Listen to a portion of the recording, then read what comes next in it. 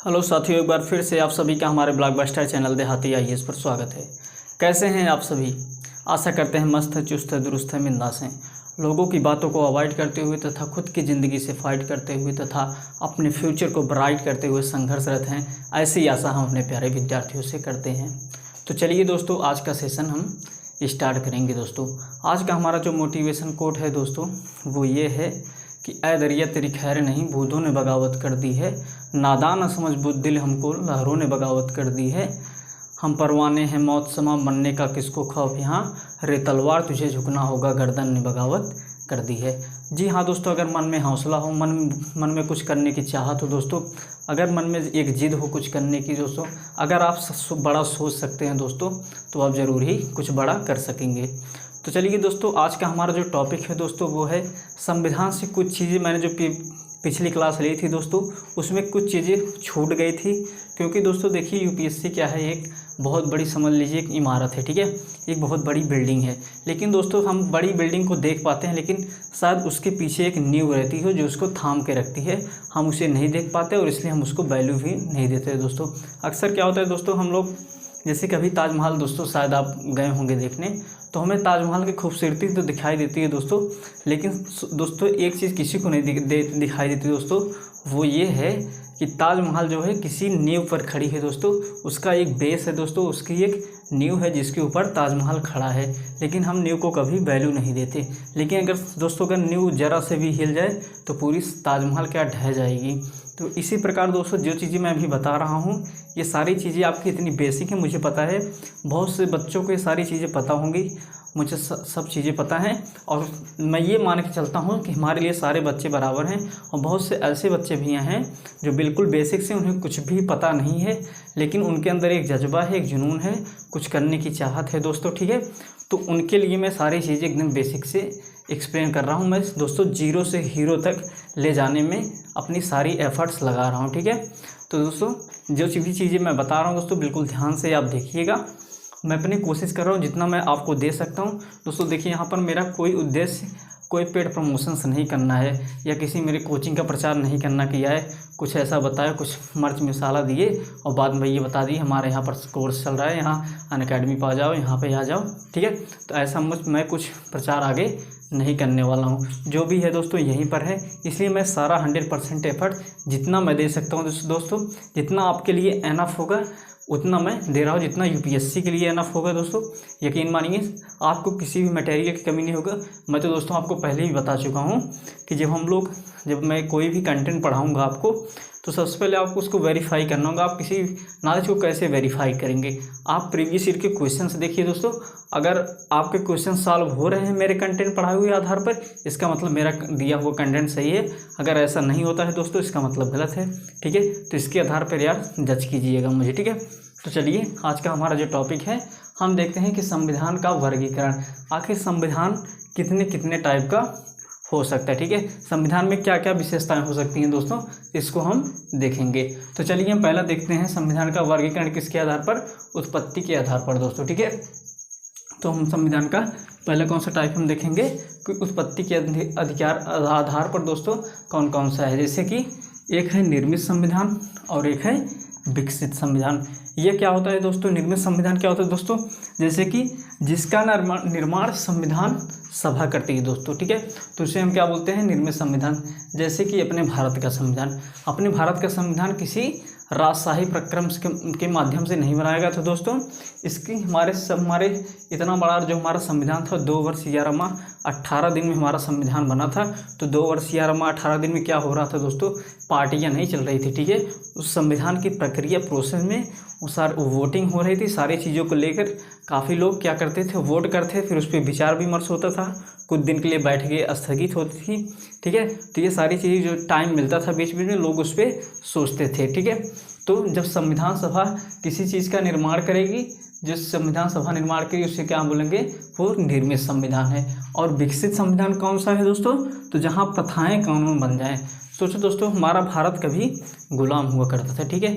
अगर हम लोग कोई चीज़ ऐसा हो, ठीक है, जिससे हमारा भारत कभी गुलाम हुआ करता था, जब हम लोग आज़ाद हुए तो ऐसा लगा अब जब आज़ादी मिल गई है, क्यों ना एक अच्छा सा संविधान बनाया जाए ताकि आने वाले समय में हम लोग एक अच्छी देश बना सके। एक जब अच्छा संविधान होगा, अच्छा हमारे पास कानून व्यवस्थाएं होंगी दोस्तों, तो अच्छा ही हमारे यहाँ के नागरिकों को हम न्याय प्रदान कर पाएंगे दोस्तों, एक अच्छी शांति व्यवस्था बना पाएंगे।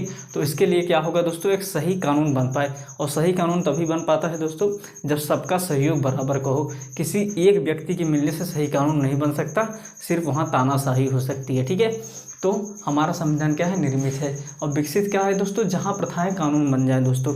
अगर कोई प्रथा चल रही हो, अगर उसे हम कानून में बना दें, जैसे दोस्तों मैं ब्रिटेन की ही बात करूँगा। ठीक है, यहाँ पर ब्रिटेन का एग्जाम्पल मैंने लिखा है। तो ब्रिटेन में ऐसी कौन कौन सी प्रथाएं हैं जो जाके आगे क्या बन गई, प्रथाएं ही कानून बन गई। जैसे वहाँ पर राजा का सिस्टम है दोस्तों, अब भी है। ठीक है, अभी देखेंगे रानी एलिजाबेथ सेकंड की मृत्यु हुई है, तो उनके बेटे चार्ल्स द्वितीय को राजा बनाया गया है वहाँ पे। तो वो क्या है दोस्तों, अभी वहाँ पर मोनार्की सिस्टम इसमें है कि वहाँ के राष्ट्र का अध्यक्ष जो मतलब हमारे यहाँ जो राष्ट्रपति होता है वो चुना जाता है, लेकिन उनके यहाँ जो राष्ट्रपति होता है अर्थात जो राष्ट्र का उनका अध्यक्ष होता है दोस्तों, वो चुना नहीं जाता, वो सिर्फ ऐसे मोनार्किकल सिस्टम से उसे चुना जाता है, जैसे कि वंशज के आधार पर। ठीक है, तो वहाँ पर क्या हुआ, ये प्रथा है वो बहुत दिन से वहाँ प्रथा चल रही है कि राजा का बेटा, फिर ऐसे ही प्रथा चलती रहेगी। तो उसको क्या है, उसको एक कानून बना दिया गया कि ये भी भैया कानून के दायरे में रहेंगी। ठीक है, तो वहाँ पर की प्रथाएँ क्या हो गई, कानून बन गई ब्रिटेन में। चलिए दोस्तों, हम दूसरे प्रकार को देखेंगे कि शासन प्रणाली के आधार पर अगर हम देखें दोस्तों, तो एक लोकतंत्र है, एक राजतंत्र है दोस्तों। ये तो मैंने प्रीवियस वीडियो में आपको अच्छे से एक्सप्लेन किया था, चलिए एक बार फिर से देख लीजिए। लोकतंत्र जैसे कि भारत में है दोस्तों, भारत क्या है दोस्तों, विश्व का सबसे बड़ा लोकतंत्र है इस समय। ठीक है, भारत क्या है, विश्व का सबसे बड़ा लोकतंत्र है। और राजतंत्र क्या है दोस्तों, ब्रिटेन है। ठीक है, वहाँ पर क्या है, ब्रिटेन है राजतंत्र। ब्रिटेन नहीं बोलेंगे दोस्तों, ये हमारा ब्रिटेन क्या है, कॉन्स्टिट्यूशनल मोनार्की रखता है। यहाँ पर हम सबसे अच्छा एग्जाम्पल दे सकते हैं उत्तर कोरिया का। ठीक है, यहाँ पर हम सबसे बढ़िया एग्जांपल दे सकते हैं उत्तर कोरिया का। राष्ट्रतंत्र में दोस्तों मोनार्की है। ठीक है, मोनार्की मतलब दोस्तों जहाँ पर तानाशाही चलती हो, वहाँ पर किसी प्रकार का कोई डेमोक्रेसी काम नहीं करेगा साथियों। ठीक है, तो चलिए हम देखते हैं तीसरा प्रकार क्या होता है। जैसे कि साथियों देखिए, संकलन के प्रकृति के आधार पर देखिए दोस्तों, संकलन प्रकृति क्या होती है, मतलब जैसे हम संविधान को जब अपने कुछ चीज़ें लिख रहे हैं, कुछ चीज़ें वैसे ही कंसीडर कर रहे हैं कि चलिए इसे कभी बाद में लिख देंगे, ऐसे ही चलने दीजिए इसको, तो ये हमारे संकलन करने का टाइम, मतलब उसको हम किस फॉर्मेट में रखते हैं, संकलन का सीधा सा मतलब ये हुआ। तो संकलन के प्रकृति के आधार पर संविधान कितने दो टाइप के हो सकते हैं, एक तो लिखित होगा साथियों और दूसरा अलिखित होगा। ये लिखित अलिखित क्या होता है दोस्तों, ठीक है, इसका तो मैं भी इसके बाद थोड़ा विस्तार से चर्चा करूंगा, लिखित अलिखित में डिफरेंस क्या होता है। बस अभी के लिए इतना जान लो कि लिखित संविधान हमारे भारत का है और अलिखित संविधान ब्रिटेन का है दोस्तों। लिखित मीन्स क्या होता है दोस्तों, जहाँ पर मैक्सिमम चीज़ें संविधान में विस्तार पूर्वक लिखी गई हों तो उसे हम क्या कहेंगे, लिखित संविधान है। ठीक है, सारी चीज़ें लगभग डिस्कस की हैं, थोड़ा बहुत पॉइंट ऐसा होगा जो कंसीडर की जाएगा, लोग मानेंगे लेकिन उसको लिखा नहीं पाएंगे संविधान में, तो वो इसीलिए बोलते हैं जहाँ पर ज़्यादा से ज़्यादा चीज़ें लिखित होंगी उसे हम लिखित बोलेंगे, जहाँ ज़्यादा से ज़्यादा चीज़ें अलिखित होंगी उसे हम अलिखित संविधान बोलेंगे। जैसे कि ब्रिटेन का संविधान। अलिखित संविधान होने का मतलब ये नहीं है दोस्तों कि सारी चीज़ें मुँह से ही चल रही हैं, या कोई भी आर्टिकल हुआ, कोई भी कानून हुआ, कोई भी प्रावधान हुआ, ये पूछ लिए यार चार्ल्स बता दो यार, बताओ आर्टिकल 21 में कौन सा है भैया, मुझे तो याद ही नहीं है, तो चार्ल्स भैया कुछ भी अपना बता दिया यार, मुझे तो याद नहीं आ रहा, थोड़ा थोड़ा मुझे लग रहा है उसमें फांसी है क्या, फांसी चढ़ा देते हैं। ठीक है, तो उसके आधार पर चलो भैया फांसी चढ़ा दिए, ऐसा नहीं होता है, वहाँ पर भी चीज़ें लिखी जाती हैं, लेकिन मैक्सिमम चीज़ें ऐसी होती हैं जो प्रथाएँ अब भी चल रही हैं उनको लिखित नहीं किया गया है। ठीक है, तो ये इसलिए ये फीचर्स होते हैं हमारे अलिखित में। इसके नेक्स्ट स्लाइड में दोस्तों हम इसको लिखित अलिखित को विस्तार से देखेंगे। फिलहाल चलिए हम चौथा देखते हैं, संशोधन की प्रकृति के आधार पर। संशोधन की प्रकृति के आधार पर दोस्तों हमारे तीन प्रकार के संविधान बनते हैं। संशोधन की प्रकृति को अगर हम देखें, एक तो कठोर है दोस्तों, ठीक है, एक मिश्रित है और तीसरा लचीला है दोस्तों। ये क्या होता है, जैसे दोस्तों अगर संविधान में क्या है, हम संशोधन करते हैं। संशोधन क्यों करते हैं दोस्तों, कि भैया जैसे संविधान बहुत पुराना हो गया दोस्तों, ठीक है, 1947 में बना था, लेकिन क्या आज वो परिस्थितियां हैं? परिस्थितियां समय के साथ चेंज होती रहती हैं हमेशा। जब परिस्थितियां चेंज हो रही हैं दोस्तों, कुछ नियम ऐसे होंगे जो तब सही थे लेकिन अब लागू नहीं होते दोस्तों। हमारे कंडीशन की मांग है कि अब उन्हें हटाया जाए दोस्तों। जैसे कि जम्मू कश्मीर की धाराएं हटाई गई, देखे होंगे आप 2019 में, ठीक है। तो क्या हुआ, अब संविधान जब जम्मू कश्मीर जब बना था उस दोस्तों, तो उसमें माहौल था कि संविधान मतलब जम्मू कश्मीर को एक अलग राज्य का दर्जा दिया गया था दोस्तों। लेकिन अब सरकार को लगा कि ऐसा करना शायद देश के लिए सही नहीं रहेगा, हमारे राष्ट्रीय सुरक्षा के लिए सही नहीं रहेगा दोस्तों। तो उसको क्या किया हमने, यूटी बना दिया, ठीक है। तो इस प्रकार से क्या हम समय के साथ संशोधन करते रहते हैं संविधान में। तो उसी संविधान में संशोधन दोस्तों, वो संविधान कितना टफ है, कितना नरम है, इसके आधार पर 3 प्रकार के संविधान हो सकते हैं, ठीक है। एक जैसे कठोर संविधान हो गया, एक हमारा मिश्रित देखिए कठोर है तो एक लचीला है, तीसरा हमने कैटेगरी ली मिश्रित का।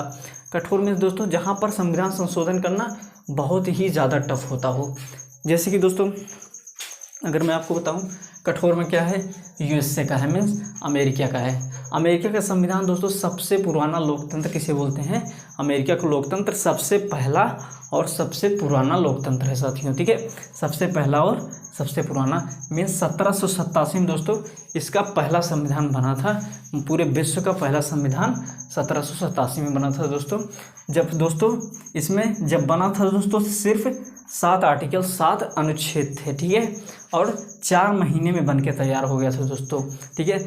और इस समय देखिए दोस्तों इतना ज़्यादा ये कठोरता रखता है संविधान संशोधन के मामले में दोस्तों कि यहाँ पर 27 कॉन्स्टिट्यूशनल अमेंडमेंट मतलब 27 बार सिर्फ संशोधन अब तक हुए हैं, ठीक है।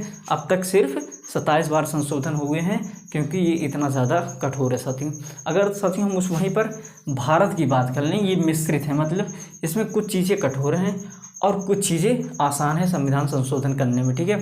और यहाँ पर देखिए दोस्तों कुछ चीज़ें कठोर हैं, जैसे कि अगर हम लोग अक्टूबर 2021 तक देखिए दोस्तों तो 105 बार हम लोग इसको संशोधन कर चुके हैं। जहां अमेरिका में 27 बार संशोधन हुआ, वहां भारत में 105 बार संशोधन हो गया।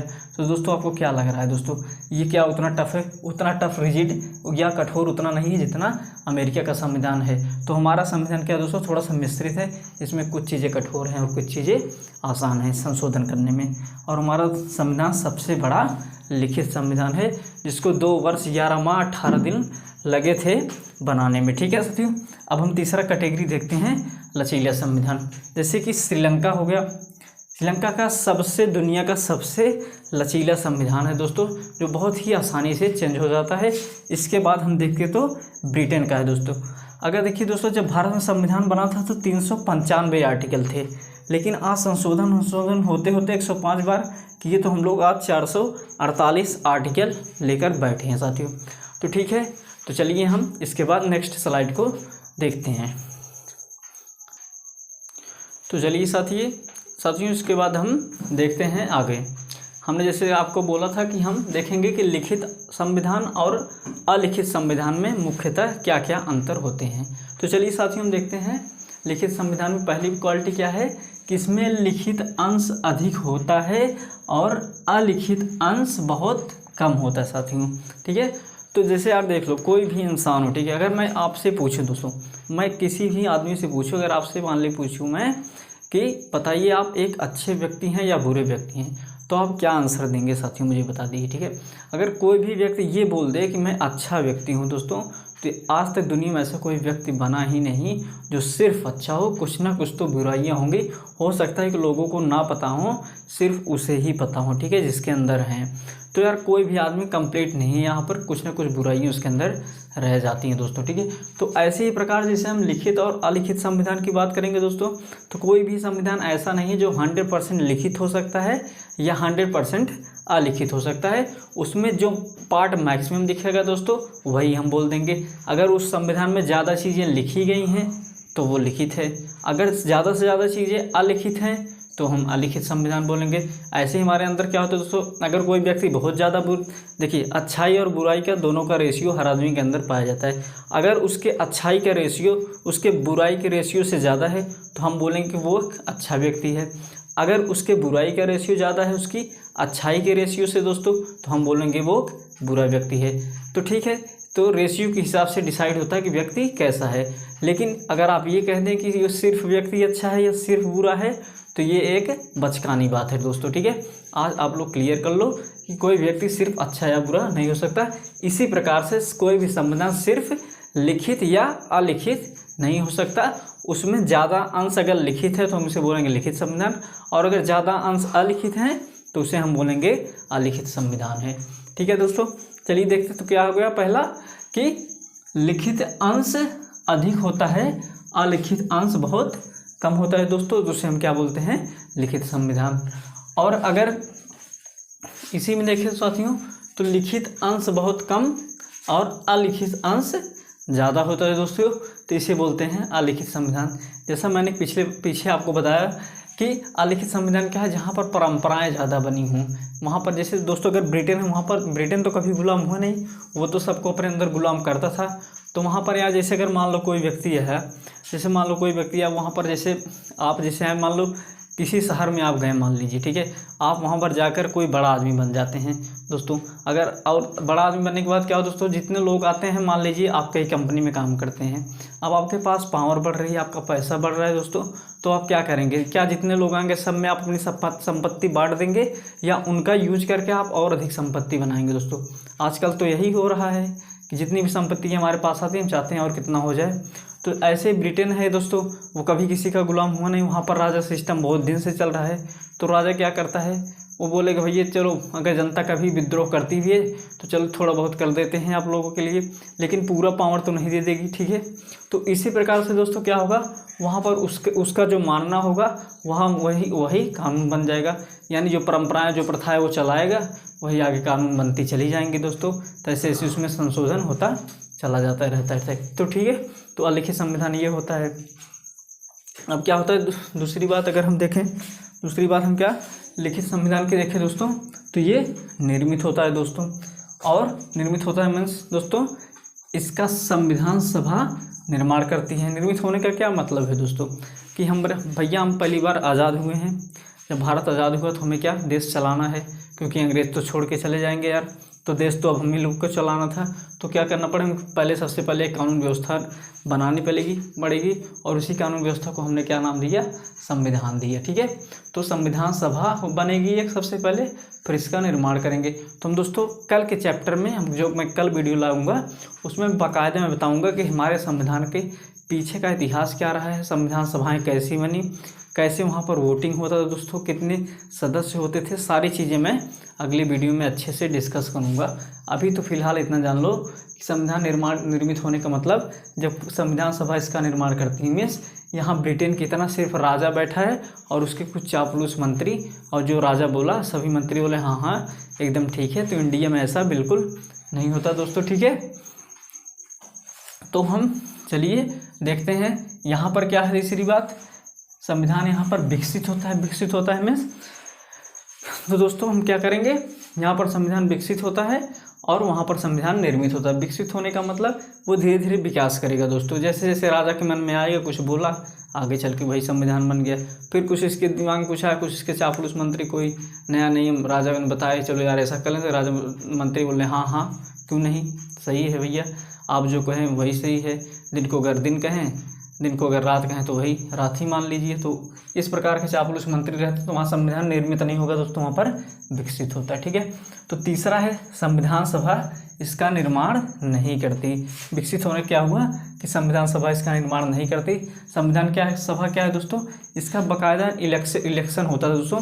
मैं अगले वीडियो में बताऊँगा कि इसका इलेक्शन कैसे हुआ था, हमारी पहली बार संविधान सभा कैसे बनी थी दोस्तों। तो यहाँ पर संविधान सभा बनेगी ही नहीं, क्योंकि यहाँ पर फिक्स है जो जिसको राजा बोलेगा कि इतने मीटिंग में ये लोग होंगे। भाई अगर मैं राजा हूँ तो मैं तो अपने फेवरेट आदमी को रखूँगा जो मेरी बातों को मानता हूँ, ठीक है। मैं अपने विरोधियों को क्यों रखूँगा संविधान में, भाई संविधान सभा में मैं, या फिर अपनी जो मैं कमेटी बनाऊँगा कानून बना लेके मैं अपने विरोधियों को क्यों रखूँगा, मैं तो वही रखूँगा ना जो मेरी बातों पर चले, जो मेरी बातों को तुरंत हाँ कर दे, ठीक है। लेकिन संविधान सभा में क्या है दोस्तों, हमारे संविधान सभा में सारे जेन्युइन लोग थे दोस्तों, उसमें बहुत से लोग उसको अपोज भी करते थे, उसका विरोध भी करते थे। कोई नियम अगर ऐसा है जो जनता के हित में नहीं होता था तो ठीक है, तो संविधान सभा यहाँ पर तो होती ही नहीं, इसका निर्माण नहीं करती है, ठीक है। अब यहाँ पर देखिए दोस्तों चौथा पॉइंट है लागू होने की तारीख होती है दोस्तों। जब संविधान सभा का निर्माण होगा दोस्तों, फिर संविधान बनेगा, तो जाहिर सी बात है उसकी एक लागू होने की डेट भी होगी। ठीक है, तो दोस्तों हमारा 26 जनवरी 1950 से हमारा संविधान लागू हो गया था दोस्तों। तो उसका क्या होगा, एक लागू होने की डेट भी होगी। अगर संविधान सभा निर्मित है तो लिखित संविधान में एक ये फीचर है कि उसकी एक लागू होने की तारीख होती है। और यहाँ पर देखिए दोस्तों, लागू होने की तारीख नहीं होती दोस्तों। ठीक है, तो यहाँ पर क्या हुआ, लागू होने की तारीख नहीं होती, क्योंकि यहाँ पर जब निर्माण हुआ ही नहीं है, हमेशा उसका बन बिगड़ रहा था। लागू होने का क्या मतलब, ऐसा तो हुआ नहीं कि संविधान एक बार कानून बना वहाँ का और फिर लागू हो गया। ठीक है, तो उसका लागू होने का डेट भी होता। लेकिन जब वो रोज़ ही बन रहा है, हर महीने कुछ राजा के मन में आया भैया चलो इस बार बोलते हैं कि संसद में रोज़ पकौड़ा दिए जाएगी, अभी डाल दो। अब छोटे छोटे नियम, बड़े बड़े नियम सब डाल रहे हैं, तो कितनी बार क्या बोलेंगे कब लागू हुआ। ठीक है, उसका जब और था कुछ है ही नहीं, कब बना कब लागू हुआ, उसमें रोज़ अपडेशन आ रहे हैं दोस्तों, तो उसका कोई लागू होने की वजह बनती नहीं है, तो उसकी तारीख कोई लागू होने की होती नहीं है दोस्तों। चलिए हम देखते हैं 5वां, इसका पॉइंट क्या है, राज्य व्यवस्था का विकल्प होगा साथियों। क्या है, राज्य व्यवस्था का विकल्प होगा। राज्य व्यवस्था क्या दोस्तों, मैंने पिछली क्लास में आपको बहुत अच्छे से समझा था, यहाँ पर बस एक शॉर्ट देख लीजिए। राज्य व्यवस्था का विकल्प होने का मीन्स है दोस्तों, एकात्मक है कि संघात्मक है कि अर्धसंघात्मक। यहाँ पर जो लिखित संविधान होगा दोस्तों, संविधान खुद लिखित कर दिया जाएगा संविधान में कि आप किस प्रकार की व्यवस्था अपने यहाँ लाना चाहते हैं, तो वो संविधान निर्माण के समय ये तय हो जाता है कि आप किस प्रकार की व्यवस्था लाएंगे अपने यहाँ। तो ये तीनों चीज़ें मैं दोस्तों पहले वीडियो में बता चुका हूँ। अगर आप इस वीडियो को डायरेक्ट देख रहे हैं दोस्तों, तो आप सबसे पहले मेरे चैनल में जाकर पुराने वीडियोस देखिए, इसके पहले वाले वीडियो देखिए दोस्तों, नहीं तो ये सारी चीज़ें आपको समझ में नहीं आएंगी उतना जितना आना चाहिए दोस्तों। तो ठीक है, तो चलिए यहाँ पर 5वां पॉइंट क्या है दोस्तों, कि राज्य व्यवस्था की प्रकृति एकात्मक होगी दोस्तों। तो यहाँ मैंने क्या एकात्मक मीन्स क्या बोला, सारी शक्तियाँ जब केंद्र के पास होंगी तो एकात्मक प्रकृति हो गई। जब यहाँ पर दोस्तों राजा ही सर्वोच्च हो गया, यहाँ पर जब तानाशाही ही आ गई है दोस्तों, तो यहाँ पर क्या होगा दोस्तों, राज्य व्यवस्था की प्रकृति क्रियात्मक होगी। मीन्स सारी शक्तियाँ केंद्र खुद के पास रखे, भाई क्यों बांटेगा, किसको अपनी पावर्स बांटना, अपनी संपत्ति बांटना किसको अच्छा लगता है ना। तो यहाँ पर क्या है, राज्य व्यवस्था की प्रकृति क्या होगी, एकात्मक होगी साथियों। ठीक है, क्योंकि केंद्र क्या है, अपने पास सारी शक्तियाँ रखेगा, वो किसी राज्यवाद में नहीं बांटेगा होगी। ठीक है, तो इस प्रकार से वहाँ पर की प्रकृति क्या होगी, एकात्मक होगी। तो चलिए अब देखते हैं लिखित संविधान का हम 6वां फीचर क्या है, न्यायपालिका बड़ी होगी विधायिका से। न्यायपालिका तुलनात्मक रूप से दोस्तों, मीन्स बहुत ज़्यादा बड़ी नहीं होगी न्यायपालिका, लेकिन हाँ उतना बड़ी होगी जितने से न्यायपालिका विधायिका पर क्या करे, कंट्रोल जमा सके। ठीक है, जैसे कि विधायिका मीन्स क्या है दोस्तों, संसद हमारी, उसे हम विधायिका बोलते हैं। मीन्स जो विधान बनाती है, जो कानून बनाती है दोस्तों, उसे हम विधायिका बोलते हैं। अगर विधायिका ने कोई ऐसा कानून बनाया जो संविधान का उल्लंघन करे, उसके हितों का उल्लंघन करे, उसके आदर्शों का उल्लंघन करे, उसके मूल सिद्धांतों का उल्लंघन करे, तो दोस्तों हमारी जुडिशरी न्यायपालिका जो है उस कानून को क्या है, खारिज कर देती है, भले ही विधायिका ने उस कानून को कितने ही बहुमत से पास करा लिया हो उस बिल को। ठीक है दोस्तों, तो इस प्रकार से क्या हो गई, हमारी न्यायपालिका विधायिका पर भारी पड़ जाती है। ठीक है, इसका मतलब ये नहीं है दोस्तों कि न्यायपालिका हमारे यहाँ तानाशाही करेगी, न्यायपालिका को भी कंट्रोल करती है विधायिका। कैसे, वहाँ की जुडिशरी के दोस्तों, हमारे न्यायपालिका, हमारे संविधान में ये सिस्टम है कि जो जितने भी जज हैं दोस्तों न्यायपालिका में, ये विधायिका उनके ऊपर महाभियोग लगा सकती है अगर वो तानाशाही करते हैं दोस्तों, या ऐसे कदाचार या भ्रष्टाचार में पकड़ाए जाते हैं जिसमें उनका अंतः मन जो है दोस्तों वो इसलिए नहीं कि था कि वो न्याय करें, बल्कि किसी दबाव, प्रेशर या लालच में आकर कोई डिसीजन लेते हैं दोस्तों, तो उनके ऊपर महाभियोग प्रक्रिया चलाने का संसद में हमारे प्रक्रिया है दोस्तों। तो ये दोनों दोस्तों हमारा संविधान, यही तो है एक खास बात इसकी कि संविधान ने पावर दे भी रखी दोस्तों, और संतुलित करने के लिए इसमें पर्याप्त ऑप्शन भी बना रखे हैं साथियों। ठीक है, तो इस प्रकार से यहाँ पर तानाशाही जम नहीं पाती है। और यहाँ पर क्या है दोस्तों, न्यायपालिका को सीमित शक्तियाँ होती दोस्तों, जितना शक्तियाँ न्यायपालिका को यहाँ पर है दोस्तों लिखित संविधान में, उतना अलिखित संविधान में न्यायपालिका को शक्तियाँ नहीं है। यहाँ पर शक्तियाँ बहुत सीमित है, मीन्स शक्तियाँ बहुत ही कम हैं। हमारे अलिखित संविधान वाले देशों में न्यायपालिका को सीमित शक्तियाँ होती है। यहाँ पर जो दोस्तों संसद होती है वो बहुत ही ज़्यादा शक्तिशाली होती है। ब्रिटेन की संसद के बारे में एक कहावत है दोस्तों कि ब्रिटेन की संसद सिर्फ स्त्री को पुरुष नहीं बना सकती और पुरुष को स्त्री नहीं बना सकती। बाकी सारी चीज़ें वहाँ की संसद कर सकती है। वहाँ की न्यायपालिका उन्हें कुछ भी रोकने वाली नहीं है दोस्तों। अगर ब्रिटेन की संसद ये पास कर दे कि अगर कोई आदमी छींकता है उसे फांसी चढ़ा देना चाहिए, तो वहाँ की न्यायपालिका बिल्कुल ये नहीं बोलेगी कि भैया कि तो इंसान की बात है, हर इंसान को यार छींक आ जाती है, उसमें क्या बात है, ये तो एक नॉर्मल सी बात है। वो नहीं बोलेगी। वो सिर्फ ये देखेगी अगर संसद ने पास कर दिया है बिल कि हाँ भाई ये छींक आने पर उसको फांसी होनी है, तो बस उसको देखेंगे कि क्या है ये प्रक्रिया फॉलो की जा रही है की जा रही है कि नहीं। प्रक्रिया में दोस्तों अगर संसद बोल दे कि फांसी करने के लिए भैया जो है 10 मीटर की रस्सी लगेगी और उसे एक पेड़ में टांगा जाएगा, ठीक है, तो न्यायपालिका यही देखेगी हाँ भाई ये पेड़ में टांग के दे रहे हैं कि नहीं देख रहे हैं, सिर्फ ये देखेगी। मतलब उसके प्रक्रिया का जांच कर सकती है यहाँ की न्यायपालिका, न कि उसके डिसीजन को रद्द कर सकती है अथवा बदल सकती है। तो यहाँ की न्यायपालिका के पास क्या साथियों बहुत ही सीमित शक्तियाँ होती हैं।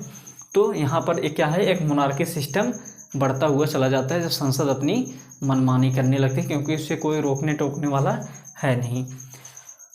अब साथियों हम यहाँ पर 7वां फीचर अगर देखें, लिखित संविधान का 7वां फीचर देखिए दोस्तों, तो यहाँ पर 3 ऑप्शन हमारा संविधान, 3 टाइप हम संविधान बना सकते हैं लिखित संविधान में। एक तो संविधान हो सकता है हम कठोर बना दें, दूसरा हम संविधान हो सकता है बहुत लचीला बना दें, लचीला में बहुत जल्दी उसमें परिवर्तन ला सके, संविधान संशोधन करने में कोई दिक्कत ही ना। और तीसरा है कि मिश्रित प्रकार का हो, जैसे कि इंडिया का। मैंने अभी पीछे इसके समझाया कि तीनों चीज़ें क्या होती हैं साथी, ठीक है। अब चलिए हम देखते हैं इसको। यहाँ पर सच क्या है दोस्तों, यहाँ पर सिर्फ लचीला संविधान होगा। क्यों दोस्तों, इसके 3 कारण है यहाँ पर संविधान लचीला होने की। एक तो कारण है कि संसद बहुत ज़्यादा शक्तिशाली है यहाँ पर दोस्तों। अगर संसद ज़्यादा शक्तिशाली है दोस्तों, इसका मतलब कोई भी उसने आया, कोई भी बिल पास कराया, बहुमत से कराया, तो जब न्यायपालिका बोलेगी नहीं दोस्तों संसद इतनी ज़्यादा शक्तिशाली है, तो वहाँ का यार संविधान तो लचीला हो ही जाएगा, कुछ भी संशोधन वो लोग करा लेंगे जल्दी से। और दूसरा है अलिखित संविधान है दोस्तों। अलिखित मीन्स क्या होता है दोस्तों, मैंने आपको बताया सारी चीज़ें। अलिखित मीन्स जिसमें परंपराएं ज़्यादा हों, उनको अभी सही तरीके से लिखा नहीं गया हो, इसमें अलिखित चीज़ें जो मानवता की चीज़ें हम मान रहे हैं, हम मानते हैं भैया ऐसा होगा, हम मानते हैं चलो, तो ये क्या है अलिखित, उसमें लिखित हुई ज़्यादा चीज़ें नहीं हैं, तो इसे अलिखित हो गया। और तीसरा है न्यायपालिका की शक्ति कम है। तो दोस्तों लचीला क्यों है, क्योंकि न्यायपालिका की शक्ति कम है और संसद की ज़्यादा शक्ति है, तो हमारा यहाँ पर क्या है चीज़ें लचीले हो जाती हैं। तो चलिए दोस्तों इसके बाद हम देखते हैं नेक्स्ट स्लाइड को हम देखेंगे। साथियों मुझे जो लगा था कि हम पहले क्या है, एक चीज़ मुझे लगा था और थोड़ा बच्चों को और क्लियर करना चाहिए, इसलिए मैंने एक बार लाया कि चलो एक बार और देख लेते हैं एक चीज़, उसमें मुझे कुछ लगा थोड़ा एक्सप्लेन और कर देते हैं, ठीक है।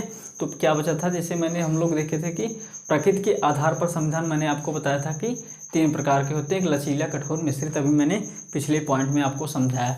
लचीले जैसे श्रीलंका और ब्रिटेन का मैंने आपको बताया था दोस्तों, ये काफ़ी लचीला है। क्यों लचीला था ये भी मैंने आपको बताया। और दूसरा बात है कठोर। कठोर में अमेरिका यूएसए का आपको बताया दोस्तों, वो कठोर क्यों है ये भी मैंने आपको बताया। लेकिन मिश्रित में भारत आपको बताया, इसमें थोड़ा सा मैंने आपको हिंट दिया था कि भारत का संविधान एक मिश्रित संविधान है। मीन्स ना तो वो ज़्यादा कठोर है और ना ही ज़्यादा लचीला है, अर्थात वो कुछ मामलों में लचीला है या कुछ मामलों में कठोर है। हम देखिए दोस्तों, हम देखते हैं आखिर ऐसे कौन कौन से मामले हो सकते हैं जिसमें कुछ लचीला है और कुछ में वो कठोर है। जैसे दोस्तों साधारण बहुमत की बात करते हैं हम, ठीक है। साधारण बहुमत में दोस्तों क्या होता है कि हम 1/, चलिए दोस्तों हम क्या बोलते हैं 1/2 हाफ, ठीक है। साधारण बहुमत में क्या होता है, नागरिकता वाले मामले, नए राज्यों का प्रवेश, जैसे नागरिकता वाले मामले हो गए दोस्तों, तो हम क्या करेंगे साधारण बहुमत से उसको पास करवा लेंगे दोस्तों। अगर नए राज्यों का प्रवेश है दोस्तों, किसी हम नए राज्य क्या करते हैं प्रवेश करते हैं दोस्तों, कोई भी नया राज्य भारत ने जीता ही जल्दी में, जैसे किसी पे आक्रमण किया हमने, कोई नया राज्य जीत लिए मान लो, तो उसको क्या है एक साधारण बहुमत से हमारा काम हो जाता है, कोई बहुत ज़्यादा झाम नहीं करना पड़ता है दोस्तों। क्योंकि इतना ज़्यादा झाम करेंगे पता लग गया कैसे भी मुश्किल करके जीत के लाए थे और फिर वो लोग ले गए, तो इसलिए क्या है। और नागरिकता वाले मामले में दोस्तों नए राज्यों का प्रवेश जैसा मामला हो तो वहाँ पर हम साधारण बहुमत का प्रयोग करेंगे। और नए राज्यों का निर्माण दोस्तों, नए राज्यों का निर्माण अगर हम करते हैं, जैसे कभी कभी क्या है, जैसे हमारे उत्तराखंड जो था वो पहले यूपी में था लेकिन बाद में अलग हो गया दोस्तों, तो उत्तराखंड अलग हो गया, यूपी अलग हो गया। तो क्या है, नए राज्यों का निर्माण करेंगे, नाम उसके नाम में परिवर्तन करेंगे, उसके सीमा में परिवर्तन करेंगे दोस्तों। तो ये सब साधारण बहुमत से हो जाता है। और संसद में प्रक्रिया हुआ, संसद की प्रक्रिया कैसे होगी, संसद कितने बजे से चालू होगी, उसका प्रश्नकाल का टाइम क्या होगा, इन सारी चीज़ों को कोई प्रक्रिया नियम चेंज करना है दोस्तों, ये सारी चीज़ें साधारण बहुमत से हो जाती साथियों। ठीक है, चलिए हम देखते हैं दूसरी चीज़ क्या है, विशेष बहुमत। विशेष बहुमत क्या होता है दोस्तों, 2/3, यानी जितने लोग सदन में उपस्थित है दोस्तों उसके 2/3 अगर वोटिंग करेंगे तो ही इन चीज़ों में परिवर्तन हो पाएगा दोस्तों। हम आगे साधारण बहुमत, विशेष बहुमत, जब वो सब टॉपिक चालू होगा तो बहुत डिटेल में बात करेंगे। ठीक है, यहाँ पर मैं बस सिर्फ आपको भारत के मामले में थोड़े से मुझे लगा कि थोड़ा और क्रिस्टल क्लियर करना चाहिए। तो विशेष बहुमत क्या है दोस्तों, 2/3 से कोई भी चीज़ अगर पास होगी तो उसे हम विशेष बहुमत कहते हैं। जैसे अगर DPSP का मामला हुआ दोस्तों, जैसे कि राज्य के नीति निर्देशक तत्व, अभी DPSP हम आगे डिटेल से पढ़ेंगे। जैसे directive principles of state policy, जिसे हम DPSP कहते हैं दोस्तों। अगर इसमें चेंज करना होगा कुछ दोस्तों तो हमें विशेष बहुमत की आवश्यकता होगी। या फिर जैसे फंडामेंटल राइट्स FR मैंने लिखा है दोस्तों, जैसे कि मूल अधिकारों में अगर कोई चेंजिंग करना होगा दोस्तों तो उसमें भी विशेष बहुमत लगेगा। तो दोस्तों देखिए, इन सब मामलों में क्या हुआ, हमारा संविधान लचीला है और इन सब मामलों में हमारा संविधान क्या है, थोड़ा सा कठोर होता चला जा रहा है। और यहाँ पर देखिए दोस्तों, यहाँ पर बिल्कुल से कठोर हो जाएगा हमारा संविधान, क्योंकि यहाँ पर विशेष बहुमत भी चाहिए और आधे से अधिक राज्यों की सहमति भी चाहिए साथियों। ठीक है, तो यहाँ पर क्या है दोस्तों, ऐसे कौन कौन से मामले हैं जहाँ पर हमारा संविधान बहुत ज़्यादा कठोर हो जाता है, जिसे राष्ट्रपति का निर्वाचन हुआ दोस्तों। अगर निर्वाचन संबंधित कोई भी नियम हम लोग चेंज करते हैं तो वहाँ पर विशेष बहुमत तो चाहिए ही, प्लस आधे से अधिक राज्यों की सहमति चाहिए। आधे से अधिक राज्यों मतलब दोस्तों, जैसे कि हमारे पर 28 स्टेट और 8 UT हैं दोस्तों, मिलाकर 36 हुए।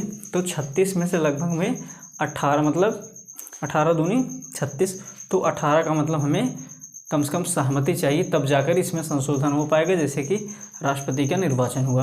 और दूसरा, अगर सुप्रीम कोर्ट 80+80 मैंने लिखा साथियों, तो सुप्रीम कोर्ट और हाई कोर्ट से कोई भी मामला होगा दोस्तों, अगर सुप्रीम कोर्ट के नियमों और हाई कोर्ट के नियमों में कोई भी परिवर्तन होगा दोस्तों तो वहाँ पर भी ये नियम लागू होंगे। इतना विशेष बहुमत और अधिक से अधिक राज्यों की सहमति चाहिए, फिर जाके इसमें कुछ परिवर्तन कर पाएंगे। और तीसरा दोस्तों, तो शक्तियों का विस्तार है साथियों। ठीक है, तो शक्तियों का विस्तार साथियों, जैसे कि मैंने आपको बताया था कि एक संघ सूची है, एक संवर्धित सूची है और एक राज्य सूची है दोस्तों। अगर इन सूचियों में अगर कोई परिवर्तन हम लोग करते हैं साथियों तो क्या है, फिर भी हमें ये बहुमत चाहिए साथियों। और चौथी बात है GST परिषद क्या होता है दोस्तों। GST परिषद एक बनाई गई थी दोस्तों अभी हाल ही में, 279A आर्टिकल है हमारा, उसके अंदर GST परिषद की परिकल्पना की गई दोस्तों, जिसमें राज्यों का भी भागीदारी होती है और केंद्र की भागीदारी होती है साथियों। अगर इसमें भी हम कोई संशोधन करेंगे तो यही वाला बहुमत हमें चाहिए साथियों। ठीक है, तो क्या करते हैं साथियों, तो सारी चीज़ें हम देख चुके हैं साथियों। तो यार एक बात मैं बता देता हूँ आप सब लोग को, और चैनल को यार ना फटाफट आप लोग लाइक करो, शेयर करो, सब्सक्राइब करो यार, क्योंकि टाइम हम लोग के पास बहुत कम है जो है, तो हम लोग क्या करते हैं यार, जल्दी से चीज़ें करो। धन्यवाद, थैंक यू।